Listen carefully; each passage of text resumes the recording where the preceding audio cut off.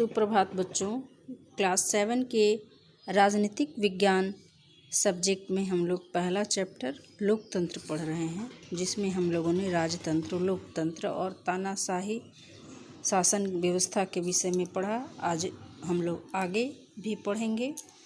प्रारंभ में मतदान का अधिकार संपत्ति का स्वामित्व रखने वाले लोगों तक ही सीमित था। महिलाएं एवं संपत्ति विहीन लोग अभी भी मतदान से वंचित थे। 1928 में समान मताधिकार कानून पास होने एवं उसके प्रभाव के आने के बाद ही महिलाओं को मत देने का अधिकार मिला, जबकि सार्वजनिक वयस्क मताधिकार इसके भी काफ़ी बाद में ब्रिटेन की आम जनता को हासिल हो सका। 1787 की फ्रांसीसी क्रांति के उपरांत फ्रांस में एक गणराज्य बन गया। कुछ ही लोगों का मताधिकार सीमित रहने के कारण संयुक्त राज्य अमेरिका 1787 से 1965 तक एक आंशिक लोकतांत्रिक देश ही बना। चलिए अब इसको हम लोग समझते हैं कि पहले मत देने का अधिकार केवल उसको होता था जिसके पास संपत्ति होती थी। बुद्धिजीवी वर्ग, पढ़े लिखे वर्ग, धनी वर्ग, उनको ही मतदान देने का अधिकार था। महिलाएं और संपत्ति विहीन, जिसके पास संपत्ति नहीं था, गरीब लोगों को मतदान देने का अधिकार नहीं था। लेकिन 1928 में समान मताधिकार का कानून पास किया गया। इसके बाद महिलाओं को भी मत देने का अधिकार मिला, नहीं तो महिलाएं वोट नहीं डालती थी पहले। जबकि सार्वजनिक मताधिकार, जैसे सभी को मत देने का अधिकार, इसके बाद भी काफ़ी सब नहीं मिला था। और ब्रिटेन में जब 1787 की फ्रांसीसी क्रांति के उपरांत फ्रांस में एक जब गणराज्य बना, कुछ ही लोगों को उसमें भी मत देने के अधिकार सीमित थे। मताधिकार सीमित रहने के कारण संयुक्त राज्य अमेरिका 1787 से 1765 तक एक आंशिक लोकतांत्रिक देश ही बना, पूर्ण रूप से नहीं बना था। प्रथम विश्व युद्ध 1914 से 19 की घोषणा विश्व को लोकतंत्र के लिए सुरक्षित बनाने के लिए ही की गई थी, और युद्ध की समाप्ति के बाद लोकतंत्र की लोकप्रियता काफ़ी बढ़ गई थी। इस प्रकार से द्वितीय विश्व युद्ध 1939 से 45 के बाद सरकार के रूप में लोकतंत्र अधिकांश देशों में एक मानक के रूप में अपने आप मान लिया गया। इतना ही नहीं 1970 और 80 के उत्तरार्ध में यूरोप में लोकतंत्र की एक नई लहर सी आई, जिसके परिणाम स्वरूप दक्षिणी, मध्य एवं पूर्वी यूरोप के कुछ देशों के प्रतिनिधि सरकारें अस्तित्व में आई। अब प्रथम विश्व युद्ध जो हुआ था 1914 से 19 के बीच में, इसलिए ही हुआ था कि सभी देशों में लोकतंत्र स्थापित हो सके।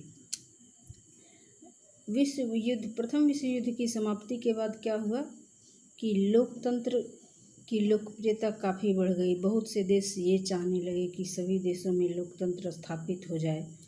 और द्वितीय विश्व युद्ध के बाद जो 1939 से 45 के दरमियान चला, उसके बाद सरकार के रूप में लोकतंत्र जो है वो अधिकतर देशों में एक मानक के रूप में उसको अपना लिया। इसके बाद क्या हुआ कि 1970 और 80 के उत्तरार्ध में यूरोप में लोकतंत्र की एक लहर सी आई, और इसके परिणाम स्वरूप क्या हुआ कि दक्षिणी, मध्य और पूर्वी यूरोप के कुछ देश जो हैं एक प्रतिनिधि सरकार के रूप में काम करने लगे।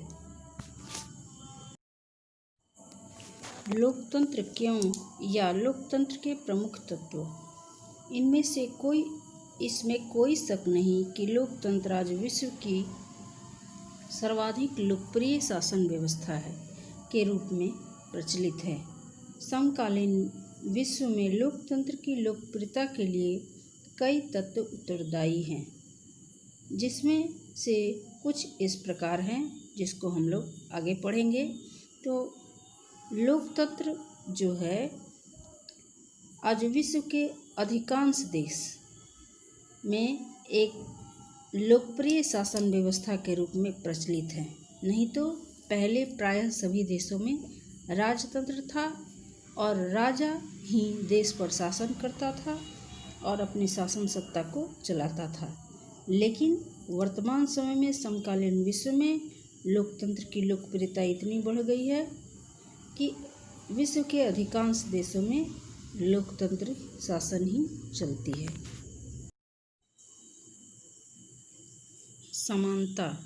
समानता एवं न्याय लोकतंत्र के मूलभूत सिद्धांत हैं।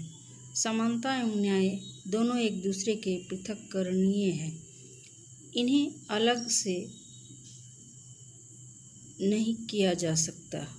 समानता एक लोकतांत्रिक समाज और देश की जनता को न्याय देने की पूर्वावस्था अर्थात आधार प्रदान करती है। लोकतंत्र सभी को समान अधिकार प्रदान करता है। यह जाति, धर्म, रंग, नस्ल आदि किसी भी आधार पर भेदभाव का विशेष काल है। लोकतांत्रिक व्यवस्था के सभी व्यक्तियों को समान राजनीतिक, आर्थिक और नागरिक अधिकार दिए जाते हैं, फिर चाहे वह देश का राष्ट्रपति ही अथवा एक आम नागरिक ही क्यों न हो। सभी नागरिकों के लिए समान कानून है। लोकतंत्र में सभी वयस्क लोगों को मत देने का अधिकार दिया जाता है। सभी के मत का मूल्य समान होता है। अब समानता का अधिकार हमारे संविधान में, लोकतंत्र में सभी को समानता का अधिकार दिया गया है। इसमें चाहे वो देश का सबसे बड़ा पूंजीपति हो, चाहे वो राष्ट्रपति हो, चाहे वो प्रधानमंत्री हो, चाहे वो एक गरीब आदमी हो, आम जनता हो, सभी को समानता का अधिकार दिए गए हैं। सभी को वोट देने का अधिकार दिया गया है और उसके वोट का उतना ही महत्व है। एक आम आदमी के वोट का भी उतना ही महत्व है जितना कि एक राष्ट्रपति अगर वोट डालते हैं तो उसका महत्व है। इसलिए लोकतंत्र जो है उसमें समानता के अधिकार दिए गए हैं ताकि सभी को एक समान समझा जाए।